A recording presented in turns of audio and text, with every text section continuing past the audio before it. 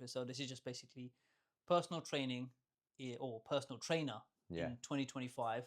What is that? With everything going on.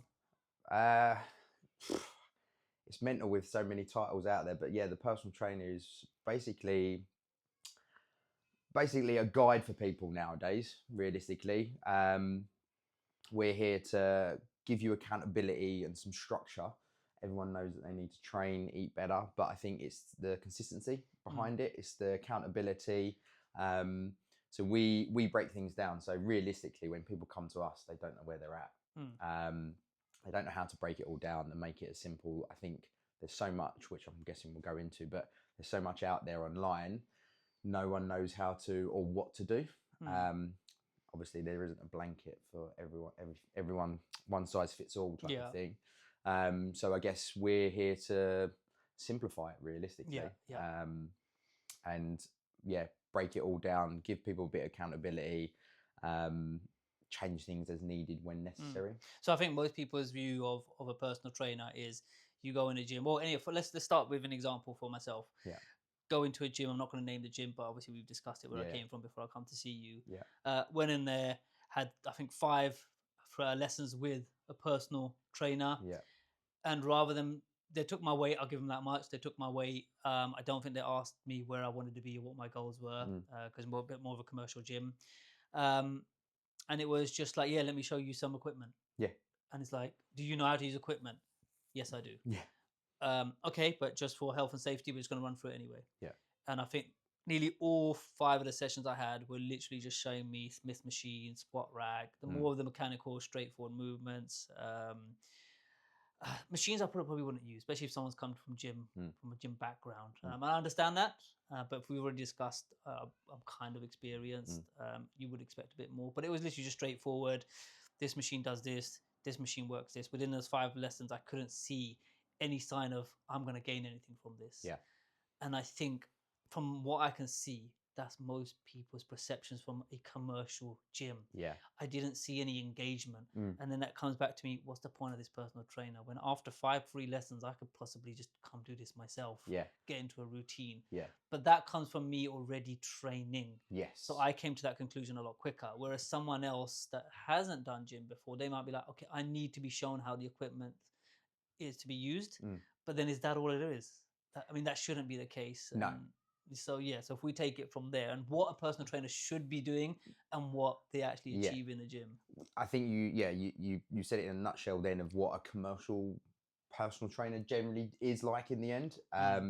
It's very much show you how read off of a sheet. They probably done their course and that's all it is. And they don't, with being a personal trainer, you've got to have people skills for one. You've got to be able to get the information that you need out of that client to actually find out what they need. Because again, it's not that blanket size all fits all where you're going to do this or we've got to control your expectations as well. So it's going like what we do at Raw. We get you in, we sit you down for a consultation, we find out what your goals are. We dig into what you've done previously, training, nutrition, what you drink, what your stress is like, what your sleep is like. I think I remember you asking about what my sleep patterns were like, and that's not something I had from anyone else. But one thing I did mention to you was obviously my history in terms of being asthmatic and struggling to push beyond certain, especially on the cardio side of things. So that was actually something you dug into, and obviously you got out of me. How we got to that because I already did gym. So you could easily get that out of me. How do you get that out of someone that's never trained? Because they don't know what information is relevant to you. So that's why, like, probably our consultation that we had originally was actually probably quite straightforward, quite simple, because you already have that base. So you knew probably the information I needed, right? So the conversation was a lot shorter and sweeter, and we could get to the point and work out what I like to call the battle plan for our 6 weeks and our program moving forward. But for individuals that are like brand new that just come to us, no matter what shape, size, age, or whatever, it's just finding out their story, I guess. A little bit like what you're doing here on the podcast is Yeah. allowing them to tell you. And you got to try and pick out the bits exactly that are relevant. Yeah. Exactly that. So it is a little bit like, yeah, you're picking out the relevant information. You're allowing them to you're giving them the floor to sit and just chat. But you guide them. Yeah. Because obviously a lot of them, like injuries, what injuries you got, what health issues you may have that may impact, like you say, asthma. So it's going, cool, okay, do you have a pump? Do you have issues? Have you done cardio? So you are guiding them realistically, but yeah, you're just giving them a floor to be able to chat and just open up about what they want to do, which I think a lot of people find quite hard to do. So sometimes it is really difficult on my end to find out what needs to be done with the individual. So a lot of the time it can be quite a short consultation that we have, because they're just very much like a yes or no person. Yeah, that comes from being shy. And, yeah, exactly. or not knowing how to answer certain questions, because it's the first time, I guess, that they're experiencing the whole thing. So yeah, and that's the thing. I think that's why the people skills come in. It's soon as that individual comes into our gym, we want to make them feel at ease. So we're meeting them in reception. We're showing them around if they haven't been to our gym, and just sort of going, oh, this is what you might do, introducing them to the other coaches if they're there, and just making that person feel at ease. Because realistically, the hardest part, apart from them contacting us to organise coming in, is actually just walking into the gym. We have a lot of people coming to us and going like, oh, I want to get fit, I want to do this, I want to lose weight, or I've got a kid coming on the way and I want to make sure that I can keep up with the kids, etc., blah, blah, blah. And you have a great conversation with them. They sign up. They want to do it. But then sometimes we've had it where people have even paid their money and not even turned up. And they ghost you. We have to sort of like really try and chase them down. Like I've had people do one session, not come back, speak to them a couple of months later, and then like. And why do you think that happens? Is it because after that first lesson, like, no, I'm not coming back to this, or was it? What do you think it was? I mean, I know it's hard to assess after one session, after meeting them. It's very difficult. Like everyone's different, right? Yeah. There is so many different variations of that I could give you answer-wise, because there has been so many that have happened like that. Yeah. Well, that's what I'm asking, because obviously, although you might not know what that one person's issue was that didn't come back, but because it's happened so frequently with a number of people, what do you reckon was it a scale of the gym environment, or? I think there is an element of that. I think people underestimate, and I think this is what we were saying earlier about like the managing expectations, is people think, and life has got like it, people think it'll be easier.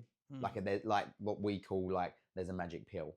And that it's just gonna happen overnight. And I think sometimes when we actually break it down to them and go, well, you've got to do X, Y, and Z realistically. When like we've gone through the whole consultation, it's like, I want to lose, I don't know, I've lost a stone, so I want to lose another 2 stone, and understanding why, right? Because I think that's something that we like to really dig deep into. It's a lot of time people go, I just want to lose weight, or I want to lose a stone, and it's going, but why though? What is it that's telling you that needs to be a stone? Or so it's finding out that story and understanding where that is, to build out the plan. The main thing that we try and do is find that emotional connection, because having a number to it doesn't work. So like I've got a couple with me at the moment.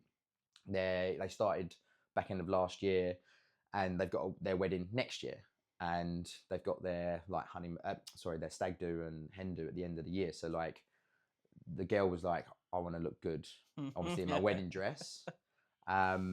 And then we dug a bit deeper into it and going, like, I get that, right? Know, just one tip before we move on. Yeah. If you put that on your advertisement outside, you prepare for Indian weddings, the amount of business you'd get for that, there is not one couple I know that's it, I need to lose weight, or indirect. They won't tell anyone, they're just on a diet. Yeah. If you put that up there, Indian wedding prep, I'm telling you, you're going to be on it. You'll be onto something. But that's what they're coming into, and like, but we need to find that emotional connection, right? Yeah. So of course the wedding is an emotional connection, but it's a very generic. You know what I mean? So then we dug a little bit deeper anyway, and we were sort of going into it. And she said to me the other day, so it was the wedding. So we've been doing it. He's been really good at it, but he's a gym goer. He loves the gym. So she's sort of doing it for herself as well, but she doesn't love it. Yeah. Right. And I think I find that from a lot of couples, there's always one that loves it, one that does it just because they know they have to. Like, I love my job, I love training. Yeah. My wife does it because she knows she has to, but she doesn't, like, she forces herself to go. Yeah. And I think that's the same for them. And anyway, we was talking the other night, and we was again trying to find an emotional goal for it, because we'd set some goals, and they're quite far in their journey. So we're now like tracking calories and macros, and we're going into the nitty gritty stuff, which we don't like to do with clients normally, because realistically, which I think we'll talk about shortly, is like, you've got to learn the fundamentals. Like, it's not a diet, it's just eating properly, etc. But where we're a bit nitty gritty, so she's falling off the wagon, and we dug a bit deeper into it, and we were talking and whatnot, and she was like, yeah, I'm going for my wedding dress fitting, like first one, trying to find it, etc. But then we was going on, she was like, so the wedding's going to be on that day, and then the next day we got a pool party. So I turned around and I went, oh, okay, so you're worried about the wedding dress, but I said, well, what about the bikini? And she went, oh yeah. And I was like, right. So I went, have you got the bikini? She said no. I was like, right, so then why don't we get the bikini? We take a photo in the bikini now. Or her take the photo. And I said, you have that up. And then that's an emotional connection going, I'm not happy where I am right now, because she wants to lose weight and look good in this bikini. And she'd already been away on another person's hen do. I think it was her sisters or some of her friends, and she got compliments about her arms and stuff like that. So she's really happy at the moment, but she wants to look the absolute best she can on her wedding. So yeah, now that's how we've now connected. So then now she's on point. Things aren't slipping off, because what people got to realize is, like, they look at influencers and like online and see all these people going, just do this, just take that, take this supplement, whatever. And they don't get the fundamentals right, and then they fall off the wagon, because 2 weeks down the line, month down the line, they're not seeing the results that they want, the expectation that they think it's just going to happen overnight. And then they just lose all hope and sort of go, oh, I don't want to be there. Whereas, and like, just want to give up and revert back to what they were doing. So then that's where I guess I come into play and going, right, well, this is what you need to do. Like, I guess we're slight therapists to a point as well. Because we're controlling those emotions. I think because when I came to you, I had a bit more of an understanding, because obviously I've been doing it for so long. And when I first started, I was just like any kid. I was like, yeah, I want abs, I want muscles, I want biceps, I want big legs. And at the time, I used to do kickboxing. So you didn't need that physique for kickboxing. So it was like, okay, I didn't need it. Then I got into gym when I took an injury. I went into gym as I got older, stopped kickboxing, and I felt my legs so weak. Doing like the squats, like the deadlifts and stuff. It was just heartbreaking that I could do all this over that side. It didn't translate into any of this. It was almost starting from scratch. And without having that foundation you were saying, I think I picked up so many bad habits. And if I had someone, a trainer, or to treat me properly, I think I would have been, like I said to you, my knee was bad. You know, that knee tendonitis. And I think that was all because of that, because I went from one thing to the other, regardless of what my beginnings were. If I didn't have a solid foundation or good starting point, anything I build on top of that is just crap. Like, I might lift weight, the weight might increase, but so is the damage being done down there. You're gonna hit like a plateau. Realistically, you're gonna hit your ceiling realistically, because you're never raising your ceiling. Like, we've had to, and people don't like it. It is obviously, it is disheartening, but we have to strip people right back. I've had many people come in that give it the, I know what I'm doing, and I'm doing this and that. And we get into our movement screening, and again, that's another thing that we do to ensure that we're safely giving people the right prescription in our workouts. So that obviously we do our movement screening, right? And then you see people do it, and you're like, you're telling me you're like this expert, like, and sometimes you sort of sit there, you go, okay, so why are you here? Like, sometimes you want to say, why are you here? I think it's hard for people, especially with a background, to leave that at the door Yeah. and tell them that I'm starting again. I just need to listen, regardless of like, I know this. I can move 10 steps ahead of everybody because it's a group session. Or you got other people in the gym watching, and it's like you're a big guy, but you're lifting small weights, and they're like, you're not being judged. Yeah. You're not being judged. Yeah. You're starting from beginning because there's a reason why you've had to be like drop down a Yeah. few pegs. Yeah. But that ego hasn't got like, no, I need to quickly show everybody else that I can lift again. I'm not here doing the basics. I think it's human nature, right? Realistically, it's quite a lot of us are competitive, and I think if you use it appropriately, I'll openly admit I am competitive. Yeah. I will compete, like physically in my own head. I will compete with other people. So if there is a good squatter in the gym, I want to try and lift as heavy as them. Yeah. But it's my own internal. But you'll get there. But yeah, not because right now. I won't cheat. I won't cheat in regard, and I'm not saying they're cheating, but I'll be open with myself, and I'll record myself, and I'll be like, well, that was crap. That's why I'm not getting any better because I've not learned. I've not. We always say is that you've got to earn the right. You've got to earn the right to be lifting that heavy or working on a barbell or working on this. That you got to earn the right. Yeah. And I think that's what happens. There's so much out there. A lot of people come in and going, yeah, I know what to do. Don't worry. Like, and it's stripping. It's humbling them a little bit, but obviously nicely. Yeah. Because again, it's expectations. And I think that's the job of a physio, isn't it? Yeah. To kind of communicate that, look, you need to come back a bit, you know, to do these things. Without that, they're just going to keep going. Yeah. And then those habits fit in. So if they take it somewhere else, it's ingrained. You're not going to let go of it. So the damage has already been done mentally as well as physically. What are you supposed to do? And I think that's the whole point of having a personal trainer. Yeah. To be like, look, we need to work together, you know, and you need to listen. Yeah. Like, I can see that when we were doing the squats, like I didn't just rack up, like I told you, I haven't done squat for about 3-4 months. And I was doing the squats and you were looking at proper squats. Yeah. And you could see the wobble when I started getting heavier. Exactly. And you were like, okay, now, there was no need start again and do it again and get it right. Or what's the point? And what's the point of me coming to you? And if I'm just going to ignore you, be like, I'm going to lift heavy weights. But that's what we have. If I'm honest, that's probably more often than not what we have. Yeah. But it's our job is to then educate them and explain what we're doing. We don't just go, right, no, take the weight back and just leave them to do it. Like, we're educating you at the same time. And I think that's probably what's disheartening when you look at the industry is that there's so much out there. You get a lot of people saying, you've got to do this. Like, the way we do it, weight training, and we do cardio based stuff to work on your cardiovascular or like for your heart and lung health, strength training for muscle mass. Now there's multiple ways of doing it. We're not saying what we do is right, because obviously I always say do something that you enjoy. So if that is circuit training or whatever, but just do the right amount, do the right thing, then it's fine. But trying to control everyone and understand them and educate them in why we do what we do, that's the hard part, is educating them and them understanding it. And sometimes it takes a while. And we've got a lot of clients that we've had for years and understand, and they get it and they understand the strip back and where we need to then progress. But we've got clients now that we've had for many years that are now, they're doing like the amount of females that we've got doing push-ups off their toes. The amount of females and guys that we've now got doing pull-ups in some way, shape or form.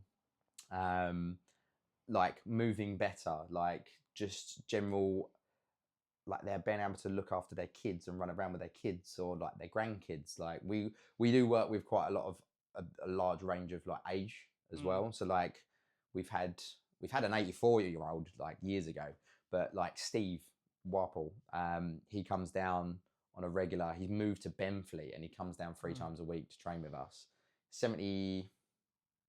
Early 70s, I can't remember exactly, but like he does it because he knows he needs to. And the guy is he's great. He's just great. He's so nice that he just, anytime you educate him and tell him the reason why you're doing it, because like he comes in and I go like, how's your knees feeling today? And he's like, not too great. Okay, we'll go on a machine today, just because we want to work the muscle, but we don't want to affect your knees. But we also know that we need to get your knees through its range of motion in the long run to keep you running smoothly. So that you can get up and down out of your chair without your hands or. I think I had this conversation with the physio. training as you get older, Mm. and obviously that conversation was more about recovering, Mm. because obviously most people get injured, then go see the physio, and then he's like, "You need to train. You haven't trained. Your muscles are gonna get weaker as you Deteriorate. get older." So that's where that conversation came from. So yeah, older people, they need, or anyone, just need to Anyone. train and keep training. And if you're not training, you need to do training. Gym is just not a hobby for the young people. And Exactly. and I think, yeah, physios, if someone can find a good physio, I say, oh, physio, sorry, personal Not trainer, trainer, yeah. if they can find a personal trainer and get them on that track, I think people don't value that enough. And I think it's also, like I said, that if you go to a commercial gym, you get that one experience. Is this all they do? Bit of an introduction and off you go. Off you go. Yeah, just this equipment does this. This will do this. Yeah, but I need more than that. And I don't think they get that. And I No. think that's what people need to understand. I think find that correct trainer, correct environment, correct place, and then that trainer having that one-to-one communication with them, almost like a relationship, and then pushing them. It's not just just get me to this place in the nicest way. Yeah. No, it's I need to understand you, Yeah. your goals, like you said to begin with. Yeah. Then if it's a slow journey, we got a bit more time to get there. Yeah. If it's a quick journey, wedding, I'm gonna have to push you. Yeah. Don't get upset. Yeah. You're paying me. I'm gonna have to push you. Don't get upset when you come in. I'll make you do. You got 10. I'm gonna make you do 20. Yeah. Don't be like, I'm not coming back tomorrow. Yeah. We've got this agreement in place. Yeah, you're paying me, and I think a lot of people need to understand that. That's what you're there to be pushed. Like eventually, you're there to be pushed. Absolutely. It's finding the right intensity, right? And again, it balances out with everyone. The finding the right intensity, because again, our workouts, we balance with everyone, because depending on how many times they're training with us, what their life is like, we have to take everything in consideration all the time. It's not just that at the very beginning, that consultation, like we're having bi-weekly, monthly check-ins with clients and going, cool, how's things going? What's going on here? We've got an injury. Okay, why is that? Okay, how's sleep been? Is sleep off? Like, obviously, if they got kids, is your stress levels up? Is your work level, like, what's going on here? Like, and we start digging into it, and that's why people need me, realistically, because they will just go, oh, I'm having a shit week. I'm losing my strength. I've had a week off and I've come back and I can't do this. They have these battles in their head, right? Yeah. And expectations off of social media and everything they read and all the people they see. Obviously, social media and just everything they see on TV and like celebrities and whatnot. And they're like, oh, they just find it so easy. What they don't realize is all these people that are influencers and whatnot that's their job. They get people to make them food. Like they some cheat and whatnot. And we'll get to that. We'll get to that. But like, that's the thing, is that they see that and they're like, I should just be able to do that. Yeah. And they I was don't. just going to ask you, like, I'm surprised you don't have a chart in your, like, Brad Pitt up there and then someone a bit more like The Rock down there, depending on size. Yeah, like, yeah. Do you want to be big or do you want to be lean? Like, depending on your chart. Like, point out where you want to be. Where do you want to be? What do you want? And then you start breaking them down. And like, yeah, okay, now I'm going to break it down. Like, exactly, this is right? this hair. And that's the thing. It's then going like, but you saying that, I'd love to have that chart as well, because as well, like, if you had that chart and then going, realistically, do you need that? Yeah. Because they do that for their job or whatever, like their film that they're filming or whatever. Like, they're doing it for a reason. Like, we're everyday people, and I think that's another thing that we have to really sort of like dig deep with our clients, is going, you're a normal person. You have a job. Yeah. You have a family or whatever, all these stresses and whatnot. Like, all these people have got loads of money and whatever, and things are done for them and they don't have to worry. You know what I mean? So things are going to be a lot easier if they're doing it properly. Whereas, like, we're going to have an issue. Yeah, I mean, if we take an example of Hugh Jackman, for example, like, he went, look at the body he achieved for Deadpool and Wolverine. Yeah. That was done in such a short amount of time.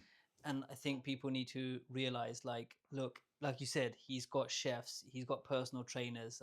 He's using supplements that, obviously an athlete should be using. Yeah. Not the everyday guy going to 9 to 5, then an hour of gym. Yeah. He's training multiple times a day. His food is being restricted. His recovery's on point. Yeah, he's got, I'm sure there's someone singing to him, putting him to sleep all the time. I'm sure there is. But, I mean, obviously we're making this as a joke. But is that conversation, does that conversation, do you reckon, would help these people when they come in, or would that be a put off? Because you're almost trying to manage expectations. If you say to them, look, you're coming to me as you got 9 to 5, we understand your situation, we know what you're trying to achieve. But if you're trying to achieve this, because obviously it's almost become the norm, you've got to achieve an absolute on point diet. You got to go to switch off, like, don't ignore the kids, switch off at 8 o'clock probably, because you got to get sleep early. And then you got to probably take these supplements, because we're literally going to work you to the ground. We're going to treat you like you're Cristiano Ronaldo, Messi. Like, we're going to have you working. And if not once, twice. You're going to come in the morning and the back area after work. It is the expectations, and you can, and again, yes, I do have that conversation with people when it's always different. When it's needed, I guess. When it's needed. I mean, a lot of the time, and I don't even know if we had to when you joined, but I do in that initial consultation go, or it's on the questionnaire. Do you want fast results or do you want slow results? Probably glossed over that one. But it's do you want fast or do you want slow? So obviously, if it's slow, that's what we like to teach. We want to build good habits, right? Because I don't even like calling it a diet. Like, we should be just eating better. Realistically, but obviously, people call it a diet, and I don't like. We try and change the vocabulary of clients in that regards, because it's changing the narrative and the thought process of it. Because if you think of it as a diet, you think of diet as it's only for a short period of time, and then they'll go back. So then that's how they get into that yo-yo situation. So they'll start moving towards their goal. It'll fall off, they'll go back, and it's that yo-yo situation. The interesting thing is that if you've been on a journey long enough by yourself, that yo-yo effect will hit you anyway. If you do it by yourself, it'll just be that much harder. Because if I would have learned that with you, for example, I would understand it, got to that barrier quicker, and understood what's happening. But where I'd done it on my own, I was like, all over the place. When I was like, what's going on? Like, I'm starving. Now I need to eat because my nutrition's all over the place. But then I'm putting weight on because I've eaten too much. Now I'm back on the treadmill trying to bake it. So I'm going up and down, and trying to figure it out. Right? Then watching YouTube videos all over the place, telling what you should be eating, calories, macros. Do a smoothie diet. And then they're talking about celebrities eating meat consistently throughout the day. And Carnivore. It's like, carnivore diet. And I'm like, whoa. And it's like, it's just, you're going in the wrong direction by yourself. And so, it's coming back to getting the right trainer, essentially, knowing what they do and knowing they're there to help you, regardless of like what your goals are. And obviously, and if we do stumble, you're there to help.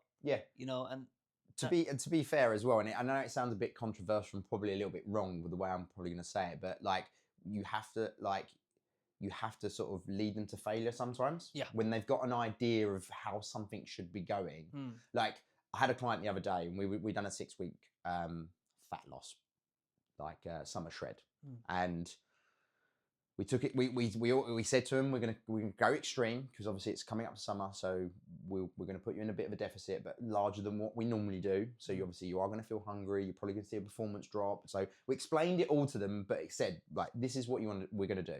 If you want the results short term, just to give you a kickstart, and then we'll slowly come out of, like, we'll build out of this nutrition deficit and whatnot.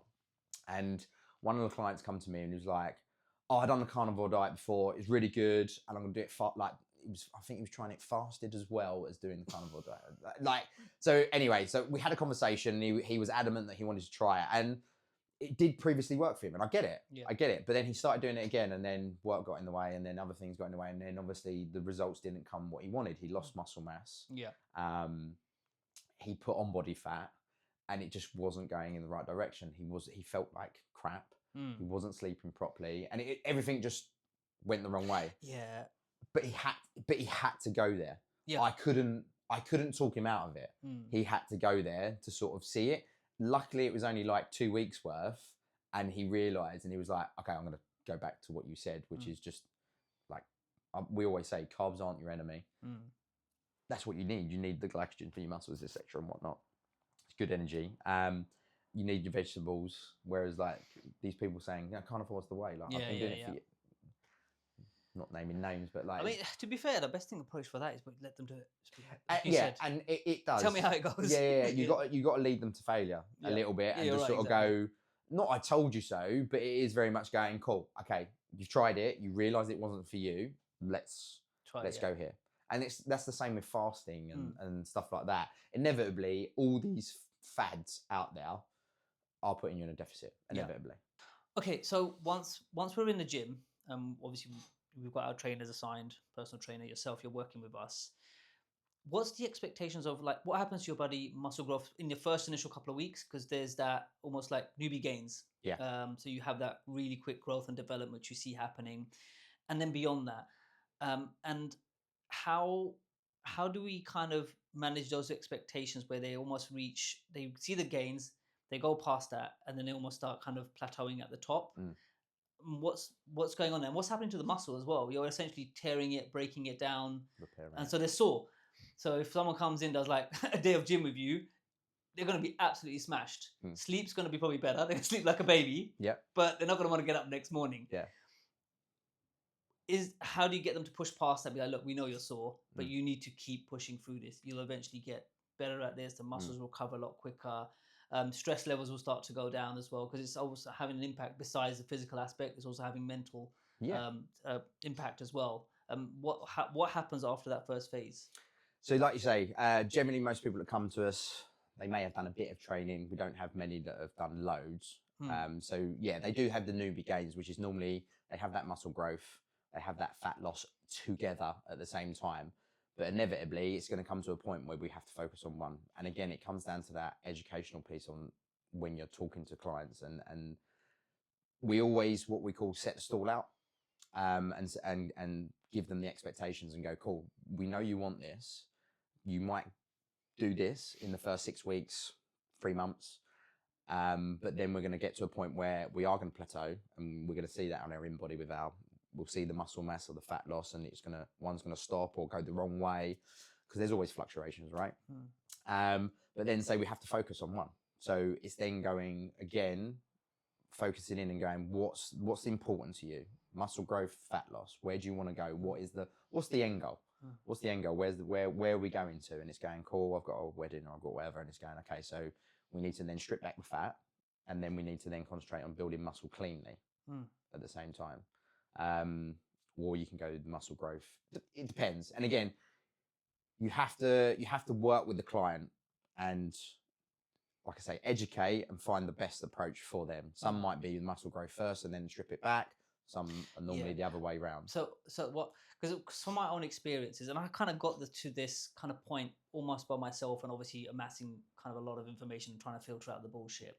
When I started training and I started doing gym, and this was when I wasn't worried about my diet too much, I saw the muscle grow, so I started kind of filling out.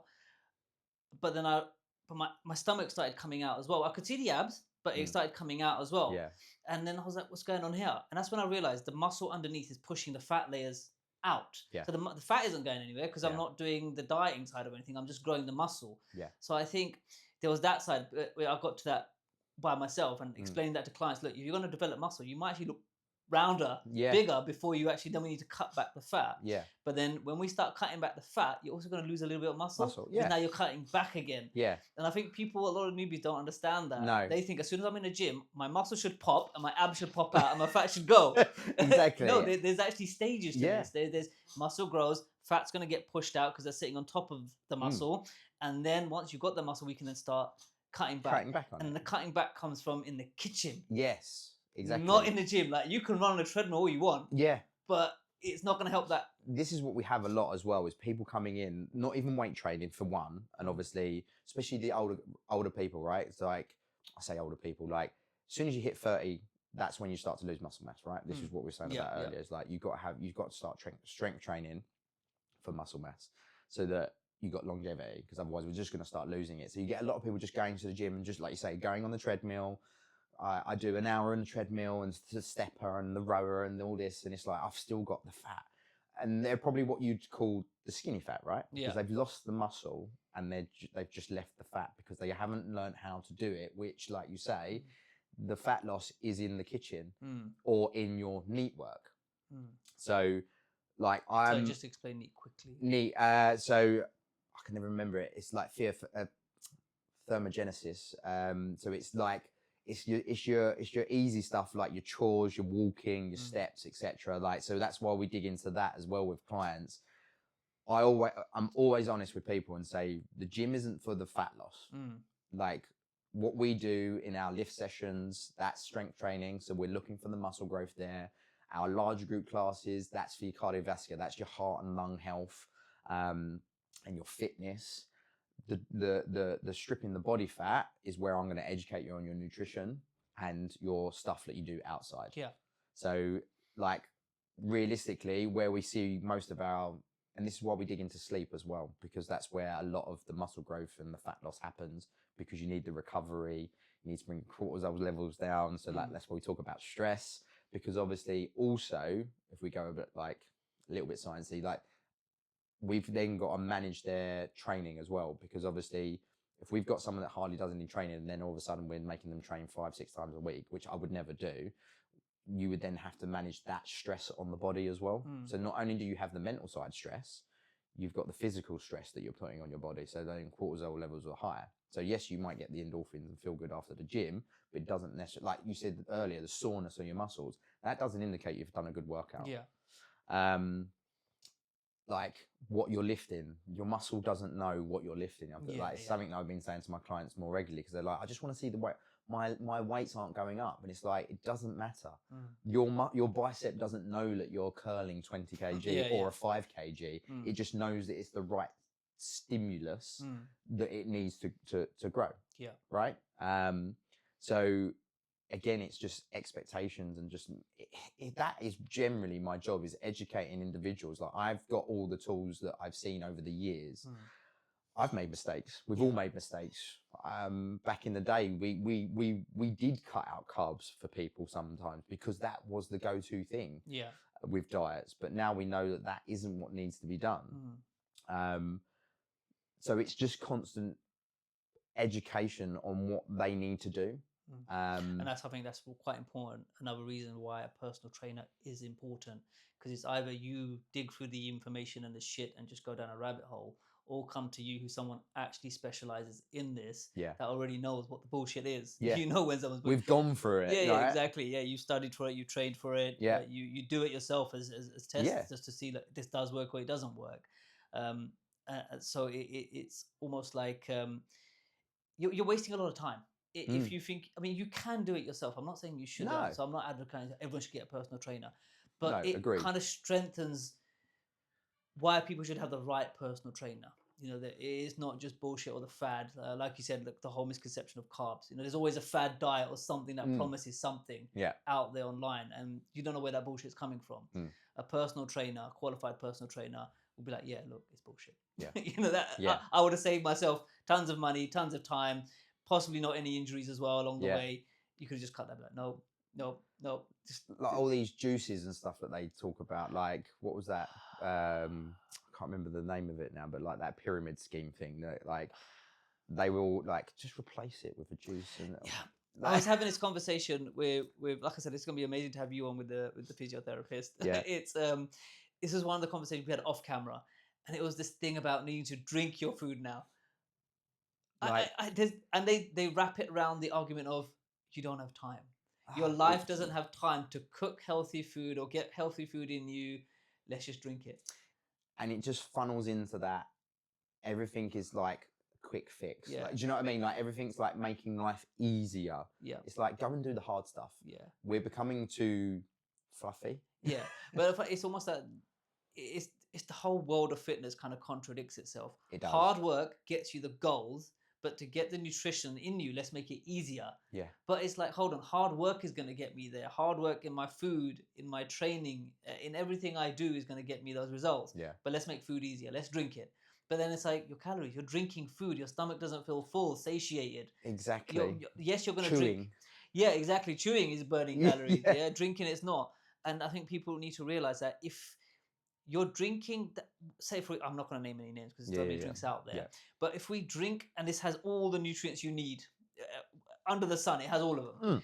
You drink that. Yeah, it's fine. It's a healthy drink. But on top of that, you're having all your other meals that you were supposed to be replacing because you're still hungry. Yeah. It didn't satisfy you. Exactly. So you had the healthy drink.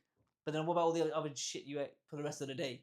you need to add that on top of that drink. And it's just added stress again because the body doesn't know what's going on. Yeah, yeah.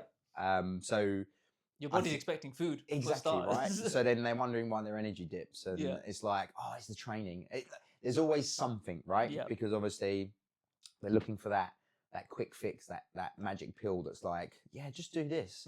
And again, that's what is so frustrating about social media, everything that's out there, all these influencers that are obviously getting paid to say, yeah, this is what needs to be done. And like, there's so many sort of big names out there that will promote stuff that they don't even do themselves. Oh, absolutely. That's 100%.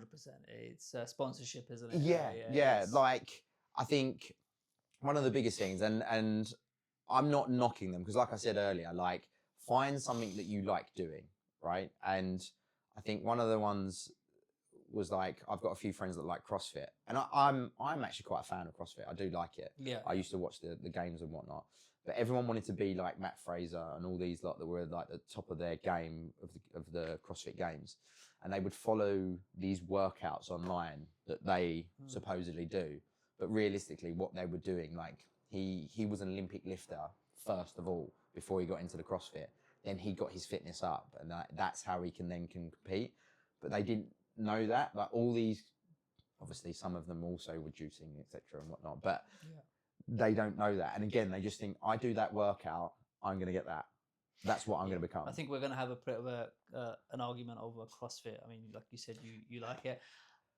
No. Look, there's plenty of pros and cons to it all. My the reason why I don't like it is probably from the side of not understanding CrossFit. Yeah. What I see is probably what you see on the memes: people just swinging off the bars, just throwing themselves. Well, the guy that I can't remember his name, but the guy that invented the kipping of like pull-ups and what like that, he's now come out and he's basically retracted and said he wished he'd never done that. Yeah. Because it doesn't make you better or whatever. I've seen one or two of these competition, the CrossFit competition, and I haven't seen them do that on the actual competition because they're the actual athletes and they're trying. Yeah. So I'll give you that much. I haven't seen them, but the memes that came out of that was swinging themselves up on the bar. Like, don't get me wrong.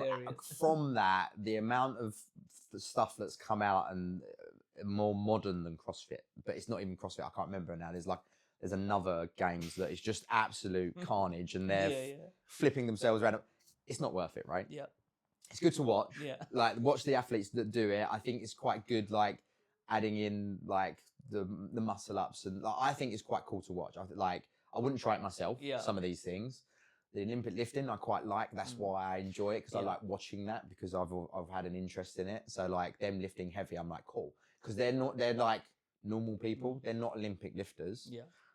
Or the professionals that just zone in, like who's getting like the gold and silver and whatnot. Like, that's their life, right?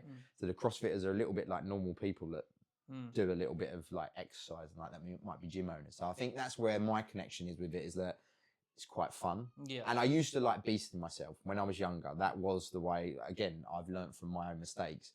I was just constantly beast myself. If I didn't walk like crawl out or was sweating profusely like from a workout, I didn't work hard enough. Yeah.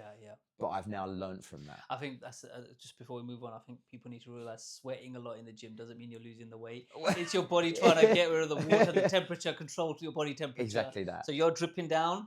Drink some water. Drink some water. You're not losing a lot of fat there. Me just standing in the gym coaching, I sweat. So that it doesn't mean that I've had a good workout. I'm coaching, but I completely agree. Yeah. It's educating people and going, you don't need to be leaving the gym feeling battered. Yeah. The next day you shouldn't feel sore. Yeah.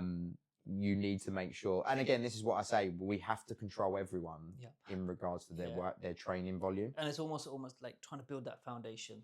Like, you don't want to skip the one level, you don't want to just jump up. You want to keep building, because you're only going to get better from building a slower. Because that's what I've learned over the years. I had to drop back, especially after my knee tendonitis, from like, what was I think I was doing about 130 deadlift. Then coming down almost back to, I think when I hurt my knee, it was quite bad. The pain was quite bad. I had to go see a physiotherapist. Come down to like 40 kg because I was trying to jump up to 80 after recovery. Yeah. So my ego wouldn't let me do it. They said, no, you could do more than this. As soon as you feel a bit better, you're like, let's go. And it's like, no, earn the right again. Yeah, exactly. But now I don't think maybe once or twice when I do my 1 rep max, just to see one, I'll do it. Yeah. But most of my heavy lifting stays in, probably I'll keep 2 in reserve. maybe, and that is it. But that's what you need. Yeah. Again, you don't have to go to Because it keeps me training longer. I'm looking at the long-term game, not the short-term. I need to hit that 130 so I can hit 140 in 2-3 weeks' time. That's a short-term target. I'm more thinking about, can I keep lifting, keep lifting and not get the injury? Exactly. And that's what you need to do. There's so much more research coming into it now as well. Like, you don't have to go to failure. You have to have reps in reserve. So like, if you're doing, let's just go generic. I mean, we're going to have an argument. You put that online, someone's going to argue. Oh, there are. There is so much out there, but you don't, like the hypertrophy, like doing this and doing that. Everyone's different. Yeah, but the main thing is to keep yourself safe. Yes. Yeah, I mean, you don't want to walk away with a muscle tear. You know, I've seen the bicep tears, the chest tears. But that's what everyone wants to do. Yeah. Not have a tear, or injure themselves. But everyone wants to go to failure. They're like, I need to max out. I'm going to go up in weight. And it's like, you don't need to. Like, I already see, like, they're on their first set and the last, they don't even complete the reps that we've prescribed. Yeah. And they're going, I'm going to go up on the next set. And you're like, no. You're not getting what we're saying. So like, again, we're educating our clients even more now. So just say we are going, right, we've got 3 sets of 8 to 10. You've got that window there. So obviously if you've gone up in weight and you can only hit 8, then you know you've gone that little bit too far because you got to know your weights, right? And depending on the day, you might be able to hit it, you might not be able to. Yeah. But it's giving expectation. But now we're saying reps in reserve.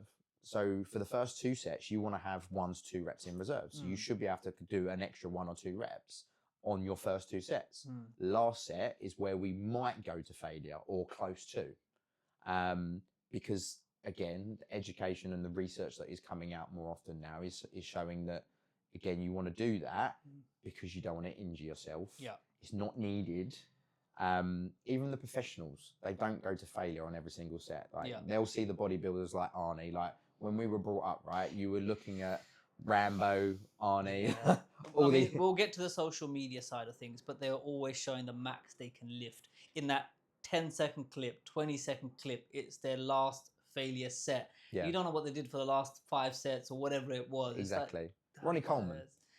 Yeah, exactly. Yeah, I mean, no offense. I mean, look at him now. That's what I mean. He should be a story for everybody. It's a prime example of not having to go to extremes because he isn't in a good place now.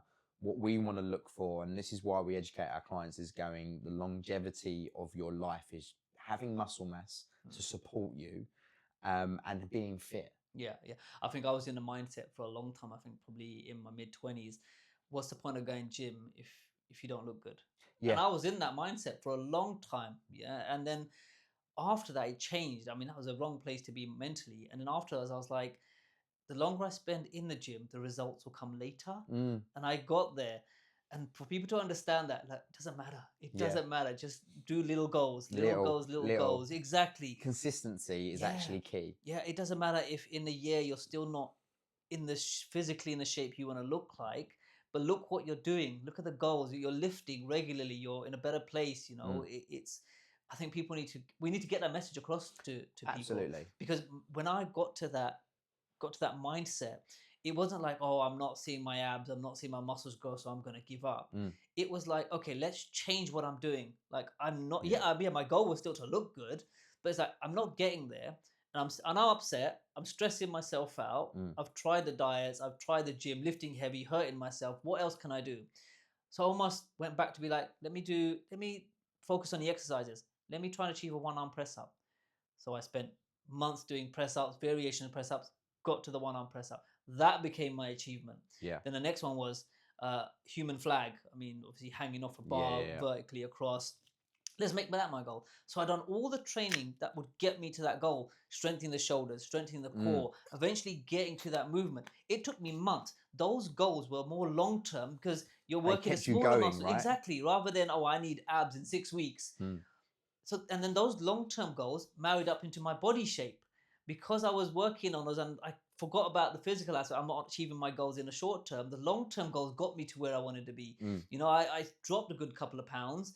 And I started looking the way I want to do. Obviously, my weight still fluctuates, but I understand now why it does. Because obviously, my eating probably, I want to chill for a bit and I can get back in. But I know how to get back there because I understood longer goals will get you there, especially for the everyday man, the 9-to-5 guy. The longer term goals will get you there, as opposed to 6 weeks, get it there. You might get there, but you're gonna, like you said, you're gonna crash. You're big gonna time, crash, and you're gonna go and back. you're gonna be miserable, Yeah, and you're gonna be stressed. You're gonna piss off the people around you because massively. your body needs the nutrients. Oh mate, Your body needs the literally. I mean, I'm gonna do a post about it because I've got a journey of when I first started. So like, obviously, I was originally a barrister's clerk for 17 years, and then I was going for a bad period, doing a lot of stuff that you shouldn't do, and luckily my friend opened the gym and said like, come on, like, come like be my guinea pigs to show people like I want to get them fitter. So he started as a boot camp over the park, and that started my journey. And I'm like 5'7". I remember the boot camping being quite big in the park during Massively, COVID. massive. Yeah. So that's where we started originally, over the park, with just me and our mates. Like, he was just training us, and then slowly we started building it up from there. Or him and his wife or girlfriend at the time was building it up from there. And then like they got a unit. I fell in love. I lost a load of weight. So like I'm 5'7", and I was probably near on 17 stone. I probably hid it quite well for a small guy, but I'm quite stocky to a point, and it didn't look. I didn't look massive. Obviously, I was obese. For BMI or whatever, if you want to look at it like that. I'm classed as obese. But I moved pretty well, and I could exercise. And then I lost a load of weight, but it was always fluctuating. My journey's never been linear. If you pan out, it's linear, but like if you go into the nitty gritty, it's all up and down. And I've got photos of it where I lost weight, I looked good, and then I went back, and then I started losing more weight. I got my abs out at one point over a 10-week period, and like it was horrible. And like you said just a second ago, I was miserable. No one wanted to be around me because I wasn't my normal bubbly self, and I didn't want to be around people. Especially really. if you're cutting out a lot of fat. You need fat. I'd cut out carbs. I'd had quite high fat at the beginning, then we sort of brought the carbs back in, and I done it for 10 weeks, and it was meant to be a 4-week plan, but I'd done the 4-week plan. There was 2 weeks in between, and we were doing another 4, and I just carried it on. So I was in not a bad place then, but I got my abs out. But again, the way I'd got there, I didn't want it. And I went, I've got my abs out. I'm not happy. It's not made me happy. But I think that's because you've done it in such a short period of time. And I think that's where people need to understand, because even I've only got to this kind of discovery recently. I wouldn't say like epiphany last night, but as in over the last couple of years, where people are envious of, let's take Brad Pitt. He's been lean in his entire life. But because he's been there his entire life, he can function as you would as a nice human being. You crash your diet, your food, your body needs nutrients, and within 3 weeks or 6 weeks to get there, you're going to be miserable. You're not going to be able to function. And then you have to be at a steady state for a long time, so your body internal functions get used to everything. Exactly. So if someone's lean their entire life, or say good genetics, they're okay with having low body fat percentage because they've been there their entire life. If you're going up and down, you're going to have mood swings with that. Massively. And people don't understand that. They're like, why can't I stay there? Well, because you haven't been there long enough. You've been in a bubbly state or a big state for a long time, that your brain is like, this is where I need to be. This is my happy place. So when you're dropping, that's no longer your happy place. Your brain is trying to get back to that happy place. So you have to be miserable for 6 months to a year to maybe 2 years before your internal say, this is the new place. Where's now my norm. And that's a long journey. It is. It's mind fucking, realistically, because it takes a long time, and I completely agree with you. And again, like when I got there, I went back up. I had my daughter, so then obviously the dad bod come into play, because you just like no sleep and whatnot. You're just trying to get through, right? I'm probably now at my best and happiest of where I am right now. I've not got my abs out, but I don't need it. I'm probably the strongest, most fittest I've been. So I'm happy, because like I'm still working on things. I could probably still strip back a bit of fat, but it's not my main goal. My main goal is to be as consistent as possible. So it's playing around with my training. Like clients always say to me, what's your training look like? But you understand that now. That's the journey you've taken to get there. And I think a lot of people, newbies, need to understand that there's going to be wild, especially if you've got short-term goals. It's going to be a roller coaster. And if you're not ready for that, you can't complain. and don't be upset. Yeah. Don't be upset with it. Like, we understand that because we've been through this journey. Yeah. So you're gonna get the newbie gains. You're gonna go up. Yeah. But expect that whether it's physically or mentally expected to come down. Yeah. But then we'll help you get back where you need to be, and that's they need to understand long term. Absolutely. Not, I mean, we'll get to the social media side of an actor's like outside of the films. They don't look like that, but we'll get to that. But yeah, it's understanding that. You hit the nail on the head, though. It is fundamentally it's the mental side of things. Yes, we can push through. Like, realistically, our bodies will do a lot more than you realize, but it's whether or not our brain will let us. And generally, our brain will go, "Stop doing that. That's painful. This is not right. This is why that training's hard. That nutrition's hard, because it's craving something or whatever." Like, the consistency. Like, that's why, like, it's all about dedication over motivation. Like, because motivation is not going to keep you going forever. Being disciplined is where it's going to be. Doing that, I'm doing this each day or each week, and this is how I'm going to do it. The more consistent you can be, and just do it consistently for longer, you'll be in a better position in the long run. It's like I said, it's not a diet. I want to come away from that. You should just be building better habits, and I think it's, like I said, it's the mental side of things as well. That's probably the most difficult part, because we're not psychotherapists or whatnot. Like, it's hard for a personal trainer. And I must admit, it's not our remit, and we will say to certain people, you need to go and see someone and say, go and check that out, get that dealt with, because mentally wise, you're never going to get to your goal unless you figure this out. Yeah, exactly. And I think that's what a lot of people need to understand. And if they're not going to get it through a personal trainer, it's going to be a long journey, and hopefully they won't result to going to social media to try and get those answers. And that brings us up to the next bit. Personal trainers on social media, and I wouldn't even call them personal trainers. They're just your young buck in his 20s, gone to the gym a couple of times, didn't see the results, jump on some substances, and now he's a PT and an influencer for everyone around him. I mean, how do you deal with something like that? I mean, because these guys, they're almost looking at the phones, even movies, coming to you with these expectations from what they're seeing on social media, and be like, get me there. This guy said I can get there, and this diet, this type of gym, get me there. And then you go and tell him, hold your horses. Yeah. No. It's quite hard. It is a juggling act. Like, I'll be absolutely honest, I still have it now. You'll have clients come in. It's like when you go to like a barber's and go, I want that haircut, and showing them that like, I want that physique, and you're like, have you seen that advert? I said there's a clip of give me the Ronaldo cut, yeah. And they go back to the old Ronaldo with the. It's literally that. It's that. You know what I mean? It's like, I've seen this, and like, you're like, okay. And again, like, you have to be professional, because it's not their fault, right? Yeah. Social media and just all platforms just portray stuff that's just shit. I mean, I love some of these influencers now. I think love is probably a strong word to say. I'm liking some of these influencers now that are telling the truth and going, this is me in a certain light, this is me 10 seconds later. And showing that, they can look like they've got their abs out and they look absolutely sick and ripped. And then literally they've got rolls or whatever, you know what I mean? Like, they're normal people.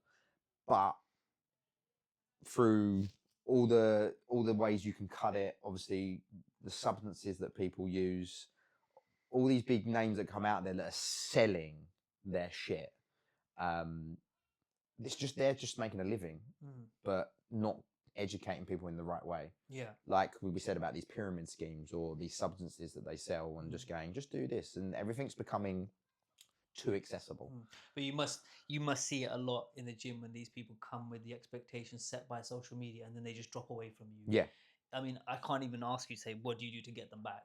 Because you can't unless they get their mindset in the right place. Like you said, beginning, get to those failures, fail by yourself, and then come back when you're ready. That does happen. We do have a lot of clients do that. Yeah, I mean, it probably happens everywhere. Yeah. Because how can you overwrite social media and it's like beach bodies, you know? How can you do that? You can't. Well, you could literally look at two different influencers and they're contradicting, because they're not. And this is the thing: is that, and I'll admit it as well from the very beginning. The way you can go and get a personal training, like not even a degree. Like I went and got my course. I spent a couple of grand. You do it mostly online. You go to a gym, and these people want you to pass. Like they're not looking for you to fail anyway. So even if you make a little bit of a mistake, they're guiding you into like getting you through. But anyone could go and do it. You could go and do it tomorrow. Yeah. But that doesn't make me a no. And this is the thing. And I, even though I was a personal trainer from then, that didn't make me who I am today, because I've had to go through the mistakes. And again, I'm learning as well. Like you've got to go through the education and make the mistakes, because there's always a new fad or something out there that we need to try, and we do try them all. You know what I mean? Obviously, sometimes they come out and you just don't even go there. But we have to try everything, right? We don't even know 100% about the human body. Like there's more research coming out about new things. Whether or not this research is correct as well, because it depends on who's funding it. That's also another thing as well. That's a black hole you could go down. Oh yeah, pharmaceutical companies is funding everything. Yeah, mate. I mean, we're going to come onto it, but normalization of steroids, mate. I mean, we knew how many years ago that was a no-no. You know, it was something that you don't do, you stay away from it. But now it's almost being normal, and that also comes back to social media again. So not only are you tackling these images and posts of people that are taking them and pretend to be personal trainers, but then you also got substance use. Like first they didn't even admit to using them. They would be like, I'm natural. Now it's like, yeah, I take them, I cycle. If you use it carefully, you can achieve it. They're normalizing it. Yeah. And that's another thing you got to tackle. It's so difficult. So not only steroids, but like a major one for us now is like Manjaro and the fat loss scenario that are for like diabetics, stuff like that. So like, and that's to help them lose the weight to start working towards. And I get it, right? But this is what I mean about like humanity nowadays. Everything's about being easy, accessible, like stuff being delivered to your door. Like you said, this was a pharmaceutical drug for diabetics. Yeah. And now pharmaceuticals need to make money. And all they got, their target demographic is people with diabetes. How can they make more money? They're not going to make everyone more diabetic, but let's use it for something else. Excuse me. Weight loss gets it in the hands of everybody. And people need to understand it's dangerous. It's making people addictive, become addictive as well. Like, let's be honest, like social media makes you addicted, right? You can't peel yourself away from the phone when you start scrolling. And like you want to see more, you think you're educating yourself, but you're really not. And I think that's what it is. It's dumbing everything down. It's making you think like they're telling you the right thing to do, and you will go for it, and people try it. And all of it is so. I had a conversation with a few of our clients the other day, and one of them was openly honest, said that she was actually doing it. She's actually just come back to us. So do you get a lot of this in the gym as well? Like, no, well, the meme was like, oh, after 2 sessions of gym, if you don't see results, take steroids. No, yeah. No. So obviously, that's like a lot of people. Like, so even when it comes to supplements, when people talk to me about supplements, I always go, no. Like, is there anything that I need to take? And I'm like, no. Let's get the fundamentals done right first. If you can get the fundamentals done right, then we might look at supplements that might help you, like creatine, like the good stuff. You know what I mean? Yeah. Like. But even then, most supplements were if you didn't get it from the food that you were eating. The food that you're exactly right. And I do appreciate now probably the nutrition dense food now is not as good as what it used to be. You remember like the five a day, it's probably like 30 a day now. Yeah, exactly. Yeah. To get the nutrition that you need. So I do realise that supplements are needed in certain areas, like vitamins, etc. and whatnot. But I do get that question quite a lot, which is what supplements can I take to help? And it's just like, just eat normal food. But then, the Manjaro, for me, luckily for our gym, because of the type of clientele that we attract, we've not had to deal with steroids. I've never had to really deal with that. No one's really coming in wanting to be like that meathead, that look. Yeah. So we've been luckily, like, few people want their abs out, but again, I think more people are coming to me and saying, I just want to be more functional. I want to be able to move. I don't want to hurt when I get up in the morning, etc. I want to be able to look like run around with my kids. So we're quite lucky in that regards. But I think more so now, the fat loss stuff is a big issue. Yeah. And we're having to educate ourselves in how to deal with individuals in that regards. Yeah. Because if you're on this, obviously, like Manjaro, like it's repressing you to eat, like you don't want to eat. Yeah, I think one of my friends said it quite as a bit of a joke, but he goes, "You might as well take crack. Crack suppresses hunger. You might as well just, if you want to do that." I mean, he goes, "There's some crackheads out there. I've seen that extremely lean with abs on the street." You know, I mean, I don't recommend anyone doing that. Yeah, but it's true. Yeah, It's anything. That drug becomes so addictive that it's stopping you from your normal functions of eating and drinking. Like you're not eating anymore, but that's not what you're trying to achieve. You're trying to achieve normal functions, but just bettering yourself. Well, like I've heard that I know people that are buying it and selling it off now as well. Like, and I'm like, what is going? And it's just this is like people. This is just like everyday people. This is people like you and me, for instance, that could literally, you can go and buy it offline, say it's for research, get it delivered to your front door, and then sell it off to people. Yeah.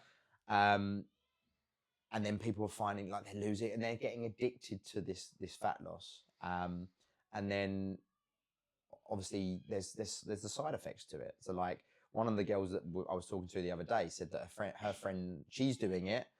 And she's like, she's being sensible in the way she's doing it. Now, she shouldn't be doing it. She doesn't need to. Yeah.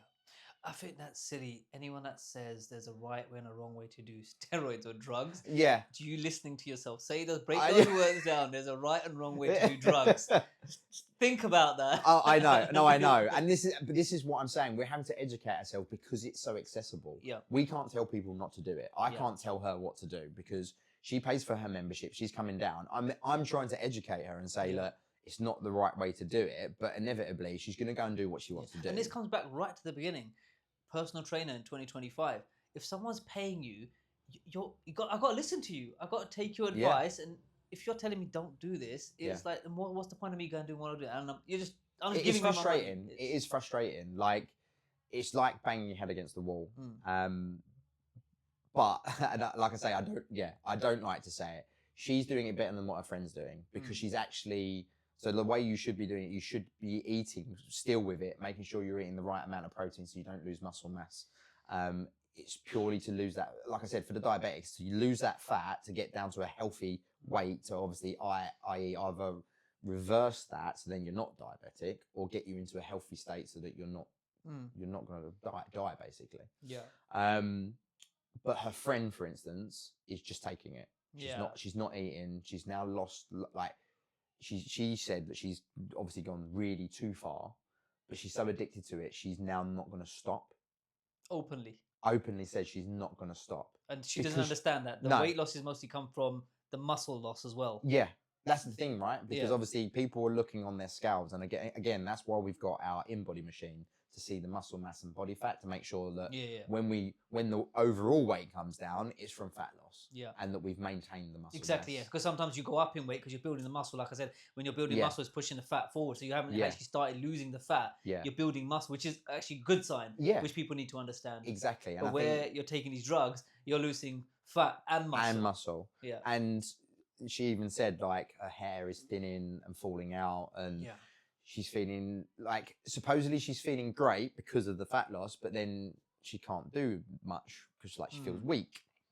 So that muscle loss. I think the other drug, so I was trying to think about it, was Ozempic. Ozempic as well, yeah. So yeah, like Manjaro and Ozempic are very openly free. There's very few rare cases where any sort of drug would be needed. I mean, even steroids, when I was reading up on it, it's someone that's got like an autoimmune condition, for example, they're losing muscle, they have no control of the muscle, then there are people like that and they need to get muscle mass on even after a treatment, chemotherapy treatment, where they've obviously had that treatment and lost muscle, to get steroids to get them that muscle back quickly. That's it. Unless your doctor says, or there's a medical reason why you need to be doing it. If it's for gym, dude, like it's not needed. Like they don't realize that actually, like, testosterone can just, can be built from just training. Like you can hire testosterone from nutrition, from training, from all these other things. They reckon nowadays, like I read an article the other day, that obviously our actual testosterone levels are lower than it's ever been before. Yeah. But again, I think it's just because of so much processed food, so much stress, and everything. Testosterone is low overall. But that doesn't mean we should revert to again, it comes back to just people wanting to make it easy, right? Yeah, and I think you get creams and stuff that you can put on if you go get a blood test done. If that blood test shows you got low testosterone, you can just get some sort of creams or something, apply it. I mean, what's going on? Well, there's a bit of a funny story. One of back in the day, like old school, a guy I knew, I can't remember, I think it was for his acne or something, and he basically got this medication that was basically steroids as well. And he was training and he got massive. Yeah. And then because he got massive, a few of his friends decided to then take it because he had got massive. Yeah. But back in the day, I'll openly admit, back in the day, I thought about taking it. Because when you're looking at, like I said, when we were growing up, we was looking at Arnie, and in the movies, and or Rambo and like Stallone and all this, like you're looking at it, and obviously that's the go-to, and like that we were talking about it before, that video you sent me as well, like what they perceive as the average movies, exactly, but the average look now, that should be muscular, and like so many people that look really good actually, and they've worked bloody hard to get there, what they call natty, like natural. And people are then calling them out on social media. Like social media is such a bad platform because then people are just obviously mocking people. That you got the keyboard warriors, right? That are like, he's not real. I'm sure we'll get plenty of that. Don't worry. Oh yeah, we're gonna, right? Like, and even that's though the message we're trying to send out is an absolutely positive message for personal trainers and the individual on their journey to training, I'm sure we'll get. Like. You're never going to keep everyone happy, and to be fair, we always say that. One of those things I say to the clients is like, come down, check us out. We know we're not everyone's cup of tea. It might not be for you, but we do things our way, which we think is right and is probably a healthier way of doing things for a longer, healthier life. Yeah, exactly. So I think pretty much, I mean, the other thing was recovery, I think was the last thing I wanted to touch on, like knee tendonitis, which I had. Yeah. As you age and you get, or someone like me, for example, I'm not a spring chicken anymore, but when you get someone that's coming with injuries like me, so I say, look, I can't do X, Y, and Z. Is your goal still to be like, okay, I'm going to get you back to where you were? Because obviously that was my goal. I know I said that openly, said that I want to get back to that. Or would your mindset be like, maybe we should move away from those type of exercises as you're aging, as you've got pre-underlying injuries, we should kind of like do other things. So say, for example, you've got, and this is one of the questions I asked the physiotherapist, you've got older people that haven't trained before. The exercise they easily do is walking around. Yeah. Okay. And then obviously they fall down, get a knee injury, they go see the physiotherapist.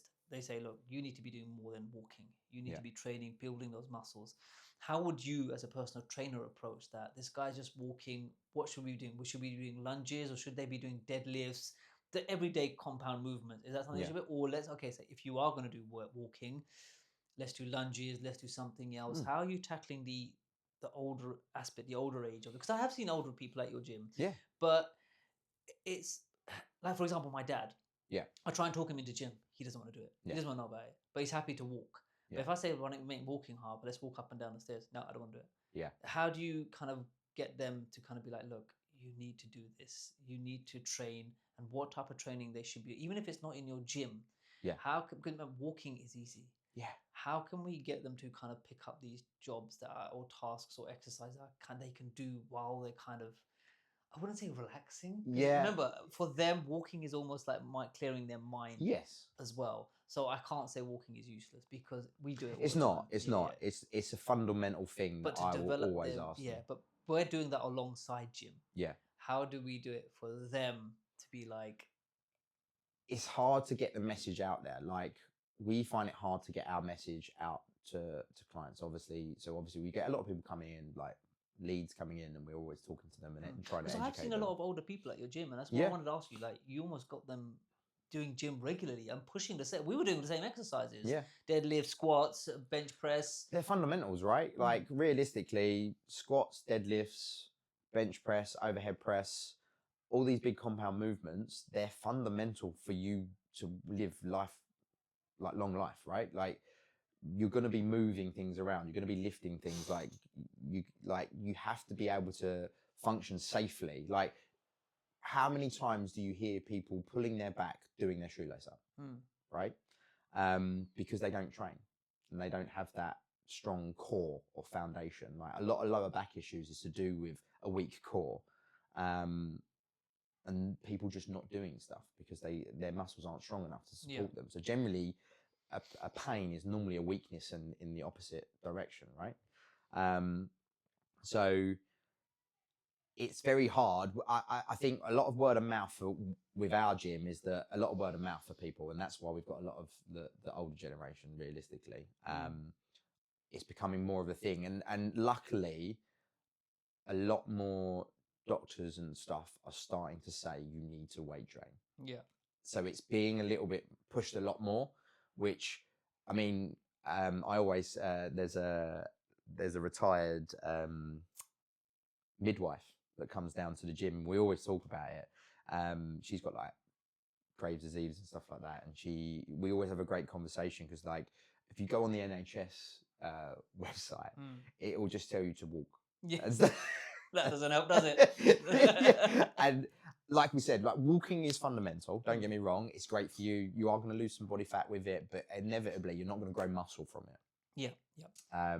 You need the right. The muscle needs to be stressed.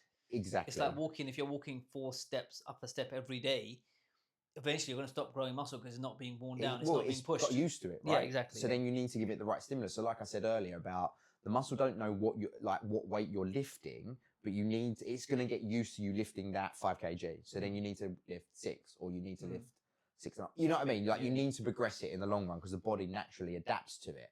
And that's what inevitably muscle growth is that we break it down, we repair it, and it gets used to the stimulus per se, and then you have to constantly push harder, etc. In the right format, because again, our job is to make sure that people aren't getting injured, because obviously if they push too hard too much, they're going to get injured, and obviously, like you say, we're trying to work around injuries. So I've got people with knee injuries. I've got a guy that literally has just started our 6-week program at the moment, and he's had a hip replacement and both knees replaced. He fits bathrooms.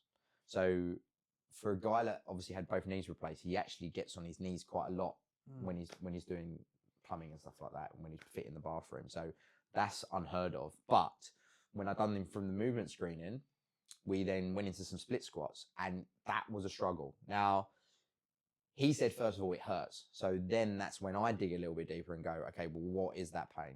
Is it a pain, like a stabbing pain? Like it's something like we should not be doing. Basically, the body's telling you to stop. Or is it a pull, or is it some other form of pain? Because generally that's the go-to, right? As soon as like I said earlier, the brain will just go, oh, stop doing it because you shouldn't be doing this. So I'm now trying to figure out, what is this pain? And he said, oh, it's like a stretch. So obviously he's got a lot of scar tissue on his knees. So it's the pulling sensation. It's like a bit of a burn. Yeah. Now, I know from experience that I probably won't be doing damage to that. I'm actually probably doing good to it because we're slowly working through full range of motion. And what my goal is then is to get him, so he can't get his back knee. When in a split squat, he now can't get his back knee down to the floor. So whenever we're thinking about muscle growth, we want to work the muscle through full range of motion, and that's going to be most beneficial for growth. So my goal is to now get his back knee down to the floor. He's supported with a rack at the moment, so we're basically minimizing anything where he could hurt himself further. So I'm not making him doing it in the middle of the floor with dumbbells and going, just get your knee over your toe. Do you know what I mean? I'm not putting him in compromising positions. Yeah. I'm finding the best solution that's going to get him better, the right amount, the right what's the word? I can't even think of the word, but like not doing too much. Yeah. But just the right amount of challenge. Sorry, the right challenge to get things better. And literally, he's been here 2 weeks now. He's also got a rotator cuff injuries as well on both shoulders. So even now, after 2 weeks, he says his knees aren't hurting him going up and downstairs, and him carrying tiles up and downstairs is actually getting easier for him already, and that's only 2 weeks in. Now, it might be a bit of a placebo effect, but he does feel stronger and better already. So with injuries, it's finding the suitable replacement to ensure that we're working them. We've said this before, obviously, it'd be really interesting to speak with your friend, your physio friend, because we find a lot of the time, a lot of physios will just go to clients when they've got an injury, stop training. Stop doing anything. Yeah, this was one of the questions I raised to him. Like, it's always an injury that leads you to them. And then they realize that you're not even training. And there's other things that led to that injury, and none of them involve training, actual training, besides the athletes, but they're training too hard. So it is two ends that they come into. So yeah, it'll be great to have that conversation with you guys. But the reason why I brought up obviously aging as well, one was obviously to him because he encourages people to train because they've come off the back of an injury. And why don't we learn this lesson of like, why are we leading to an injury, then seeing him, then getting told to go to the gym? But by then it's like, I don't want to do gym anymore. I'm at this level of my age, and it must be so hard mentally getting in that space to be like gym. But it's almost like a motivator, kick up the ass to get them there. But then it's your job to kind of get another level of motivation into them. Like I like it. So I always go to my clients when they're saying they've seen a physio or an osteopath or whatever person they go to for that injury or issue that they have, and I'll always say to them, get the results. I'm happy to speak with them. I would rather speak with them and go, what have you found? What do we need to do, not do? Because then we can work around it. I had one of my clients where he had another knee issue. So we had him on upper body for 3 months because he was told not to go anywhere near his knees. Now, he was in a bit of pain, but now we found out that it's a very rare condition that he's got, and he'll basically have this pain all his life. So he's better to go through, and it's not pain again. It just feels uncomfortable. So we now have to train him through this, but he knows he's going to be there. But I'm always happy to speak to professionals and go, what's your diagnosis? What are you telling them that they can and can't do? Because you can't see those internal tears or injuries. You can only go see what the client is telling you and what you can see in terms of the mobility. You're going by external factors only, basically. So having a physiotherapist be like, look, no, we've looked into this. You know, we know exactly what's going on. It's always going to be beneficial, especially if the client knows as well. But that, I mean, like I said, we'll get you talking. And it'll be great to be able to sit down and pick his brains realistically, because I'd like to have his thought process on the individuals, because he sounds like very knowledgeable in regards to that he will prescribe training. It's honest, isn't it? It's honesty. It's like I said, finding a good PT and knowing what you do and someone being honest is the same thing with any profession. Exactly, right? And so getting you guys on it would be amazing. But that's the reason. And the other reason, before we go on to the last question, is you got someone like David Goggins. Now, he's literally like the other social media platforms or other people on influence don't help when they're saying, look what this guy's doing, it's amazing. And almost don't be don't be that guy, be like him and just push through the pain. How much of that can someone actually do and go through? I mean, he must be the exception, and just because he's doing it, is that a message he should be pushing through everybody, like push through that ridiculous amount of pain? Or is he just, do you reckon he's doing it for the social media? Both. Again, I mean, a lot of people that use social media, like, it's their income, right? And that's how they make their living in the long run, right? But I mean, I've read his books, and I think I like elements of what he does. I mean, the mentality of pushing through anything, that perfect. But then physically doing it and through like some of it is and injuries. most of it is too extreme, and we don't need to, right? Like all these ultra marathon runs and stuff like that, inevitably in the long run, most runners have issues in the long term because it's not what should be done. Like the long duration stuff. I mean, if you look at the likes of marathon runners to sprinters, the condition that they're in, and actually how long term, what's better for them, because marathon runners have less muscle, because inevitably you're a better runner when you're lighter. I mean, look at sprinters versus marathons. Yeah, the Mo the muscle Farah mass. to like Usain Bolt. Yeah, exactly. Like, the muscle mass. mass, Both right? from female and male. Yeah, the muscles.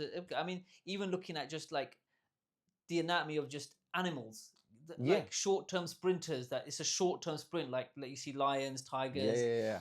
Massive muscle mass, but they're focusing on the short sprint. Burst. And then you have a cheetah who can run. I mean, still don't get me wrong, they can't run forever. Yeah. But they're made to run a longer distance to catch their prey. Yeah. Humans are no different. I mean, we don't hunt for our food anymore, but the biology, from what I've read and what I know, I could be wrong, but we're not made for we walk long distances. Yeah. But we don't sprint long or jog long distances to get to our food or our prey. We walk, we see our prey, we go into action, catch it. Yeah. That is it. That's the extent of what we should be doing. And that's the thing. Like, obviously, a lot of people will revert to running because it's free, right? Like you go, and I'm not knocking people. So a lot of people go for running, and one of the owner of the gym that I work at, like he told me about a document or an article that he read, and I always remember it. You actually put 3 times your body weight through your joints when you're running. So no wonder you have knee and ankle problems and hip problems in the long run, because we're not meant to be doing it realistically. So you want muscle mass, but by being too large sometimes to lose the fat, it doesn't actually help you. Yeah, because I understand if you're doing, because obviously we're not trying to stop anyone from jogging. No. But it's like when I see joggers, like, don't get me wrong, I don't know what they're doing, but I just see joggers and I see them most mornings, especially around here. Your gym does it, and obviously you're doing it more for a warm up. Yeah. I know that's different. But those people who jog for like an hour or whatever, I always want to say, look, why don't you do a 10-minute jog and just do some sprints? Yeah. You'll be done in less time. You'll probably grow muscle. Yeah. And then you can head back. Yeah. And because I've done it, I used to jog all the time, and I did find the pain in my knee when I used to come home, and my ankles are longer, because obviously your endurance builds up. Yeah. And so you don't want to be back every day, because then you're not developing anymore. Yeah. But the sprints, I do a 5-minute warm up, and then I just do sprints. My laps of sprints, as a short sprint, got better. I saw more better results, because I'd do a 5-minute jog around the park, 2-minute rest, and then I'd probably run the width of a football pitch. And that's it. Short sprint down, rest, recover. 1 minute, and sprint again the other way. Rest for about 1 minute, 30 seconds. And either to variate that or to get variation, I've either shortened my rest period to 30 seconds, or I'd sprint there, sprint back, and then I have the 1 minute rest. So the sprint with my variation, but my muscle is growing, and obviously I'm losing fat as well. I'm putting different stresses rather than just that. Yeah, and like even with like the more running plans now that you see, they have like even marathons or triathletes and stuff like that. They're doing long duration, obviously because it's in the endurance side of things. So you want long duration, slow, slightly faster, and then intervals. Like you need to touch all 3 energy systems to be able to build that. Yeah. But yeah, like the likes of Dave Goggins, I like elements of him because I think the mental mentality that he has, the mindset is untouchable. Yeah. That I think everyone needs. Or work towards. Yeah. Like I think that's the mentality that most people need to have. They need to work I think I think we're all losing it to a point in regards to that. We'll just go. It's easy to go. I'll just do it tomorrow. You know what I mean? Like life's becoming too easy, and no one wants to do anything hard anymore. And that's why I say about like but is it because nobody wants to do hard set, or is it because the environment, the 9-to-5 work, the raising kids? It's like all of it. Like for example, I go like you said it earlier. You said like we train so we're strong enough to then spend time with our kids. Yeah, I would contradict that. I go gym, I'm shattered. I want to go to bed. Yeah. And my kids are running around. What is this?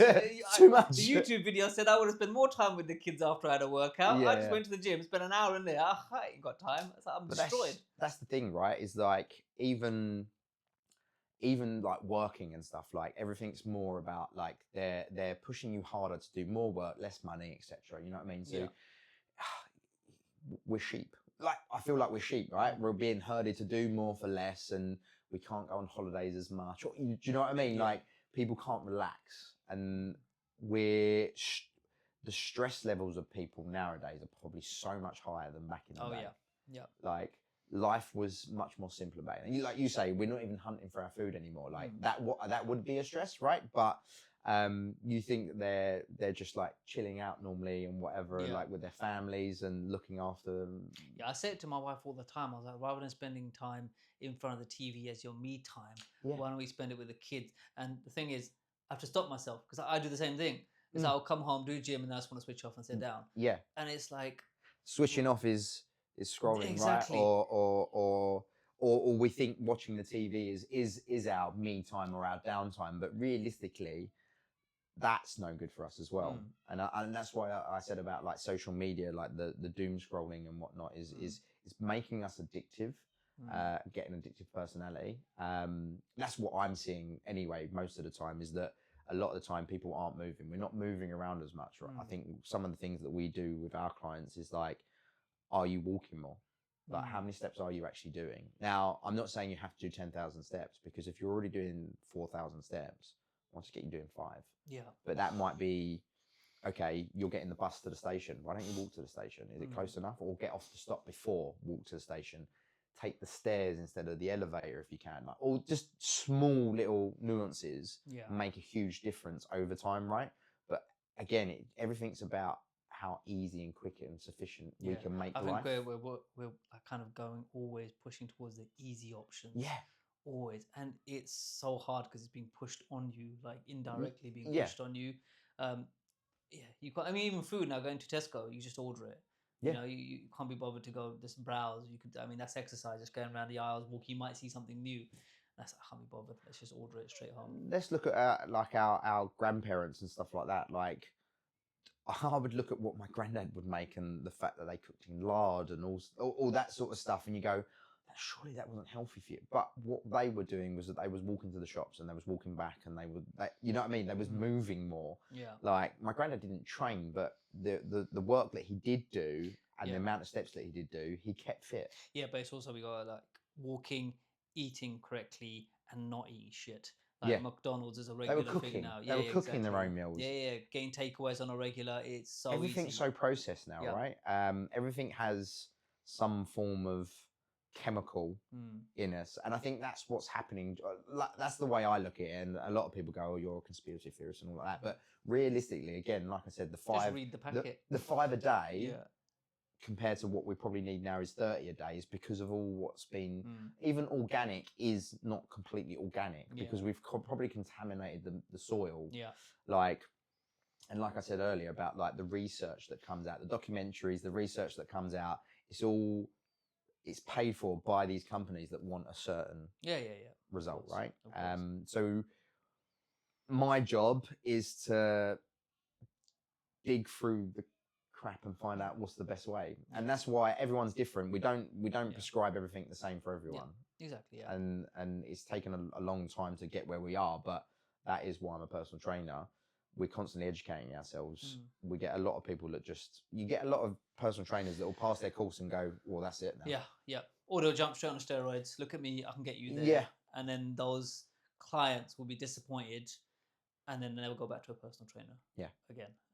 And that's the thing. Like you can look at those individuals. Even I'd say, look at me.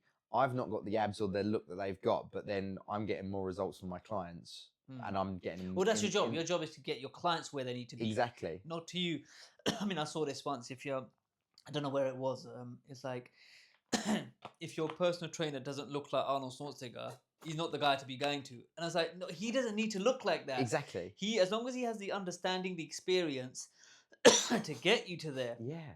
That's what you need. Like they always say, it's like... Your coach should be able to lift heavier than you and do all this, but then if you look at like the Olympic lifters, the coaches aren't lifting. I've seen that. Yeah, I see them in the background, just some normal guys randomly walking around. It's like you think he's one of the technicians or something. It's like no, he's got a coach on him. But he's his knowledge and what he's been through to get people. He knows how to. Because he's been studying for that. He's not in the gym. He's actually like Yeah. learning, reading the research papers, the studies, and applying it with other people who do want to spend time in the gym. But yeah, I mean, it's been great to kind of know this is what a personal trainer should be. Yeah. And off the back of that, I've just got one question, so we finish up a bit lighthearted. Yeah. It's people smashing weights down. Do you actually gain anything from that? Is it? Do you reckon the harder you smash, the bigger the muscles you get? The bigger you drop, the higher you drop. Yeah, because no matter what gym, excluding Raw, I didn't see anyone smash the weights there, which was actually quite a good thing. Yeah. Or refreshing to say. Yeah. But any other gym you go to, there's always someone. There's always that one guy. But I would say one guy, but there's always 10 guys that just want to smash the weight down. And now I asked this question to again the physiotherapist, and he said there was a need for it because people who weightlift for Olympics, like deadlift, their job is to lift the weight up, not the down. So they will drop that weight down because all they care about is the lift up. Yeah. That's their goal. Yeah. Why is everyone doing it? In the gym, it's smashing. It's an ego thing. Some people like to be centre of attention. It's not needed. It's not needed. But again, like if you look at the Olympic lifters, when they're lifting obviously all that weight above their head, you're not going to get them to control it down. That's going to hurt them, right? So dropping it safely obviously is needed. Obviously, what we do at our gym, you don't really need to drop it. Maybe if you're at a deadlift, you might drop it because you don't need. Well, obviously, we normally teach control it on the way down, but say we are, and we very, very actually we don't ever with our clients now test 1 rep maxes. We did have a competition, not a competition, sorry, but we did have an event on recently where they was testing their 5, their 3, and their 1 rep maxes. Now, if you are lifting that, when you're extreme and the amount of energy that you're exerting to pick up that deadlift, for instance, I would say drop it. Because to ensure that you're bracing correctly and bringing that weight down safely without hurting yourself, you've probably wasted so much that you're not going to do it. So just drop it. Yeah. But generally, what you see when we were just doing our training, no one's lifting to that extent where they need to. Yeah. So really, smashing the weights down, no, it's not needed. It's maybe a bit of fun. It's just getting outrageous. Yeah. It's just a safety thing, I'd say. Like when people are benching like with dumbbells and they chuck them down, probably because again, if you are going quite heavy, like. Yeah. But yeah, smashing is not going to make you any bigger, stronger. Or... Yeah, because every time I see him, I'm like, just lower that weight if you can't control it down. Because you see so many videos now, like you got chest, you got push up quickly, control the descending. Yeah. That should apply pretty much to everything. Absolutely. Deadlift. I mean, like I said, unless you're an Olympic level athlete, your job is to lift the weight up, not the down. Yeah. That's the only exception where you should be dropping that weight. Most people that go to the gym, yes, they might be big, but you should be controlling it down. Absolutely. Both movements should be controlled. Right. Yeah, because I guarantee you none of these guys are going to the Olympics. No. We're never going to see them there, but yet they're smashing it like they are. Yeah. But like you say, the concentric and the eccentric movements should be as controlled as possible. Yeah. And where we're not going to like the 1 rep maxes and stuff like that, lots of our clients don't need to. To be fair, I can safely say your gym did not do that. So I'm actually glad. So more people should be going there for that. I remember in America they had the horn. Yeah. What was it? I don't know if they still do it. Did you see the social media on YouTube and the clips of like when they used to buzz a horn if someone just dropped the weights? Yeah. Well, you see it all nowadays as well. Like there's trainers like going up to people going, "Stop smashing weights." I do get it. Yeah. Like, I think what we did with our gym as well is that we've created that environment where it's not what you would probably call a meathead gym, where that happens quite a lot because the type of clientele that we're probably very female dominated, realistically. Because obviously that puts a lot of people off as well. Like smashing the gym. Exactly. When I was at the commercial gym, I used to see a lot of foot flow going in and out. Yeah. And as soon as someone smashed the weight, the whole focus is just on that person. Yeah. Rather than it's like you're putting people off. Yeah. And then it's like, was it even needed? Exactly. I know I'm going to get a lot of complaints and a lot of people chatting shit, being like, you dropped the weight, you're putting maximum effort into it. The maximum effort should also be going down. Yeah. Not just controlled. Controlled. Yeah. Like effort should be put up and down, not just lift up and drop. And if you're putting maximum effort where you're going to faint or pop a vein or something, it's not worth it. Drop it. It's like we said earlier, you don't have to go to failure all the time. And I think that's where a lot of these people go to. But yeah, with our clientele, we were very much like, we don't need to do that. We've got a lot of people that are just coming in to better themselves. And you don't need to be doing that. So yeah. No, thank you. Is there anything else you want to add? No, I think any experiences, any stories you've I think we've covered a lot of it, to be fair. But I think that's, you know what, you summed up personal training and what's expected of a personal trainer. So if anyone goes to the gym and they see a personal trainer or have that first contact, at least they know what to expect from a personal trainer. It shouldn't just be showing you the weights and that's it. And telling you what you need to be doing, like telling you your goals. Like they need to be finding what you want and then finding the right solution. Exactly. We're problem solvers. We're problem solvers. Exactly. But no, thank you for your time, and hopefully we'll have you on there again. Perfect. Thank you. Cheers, Dad.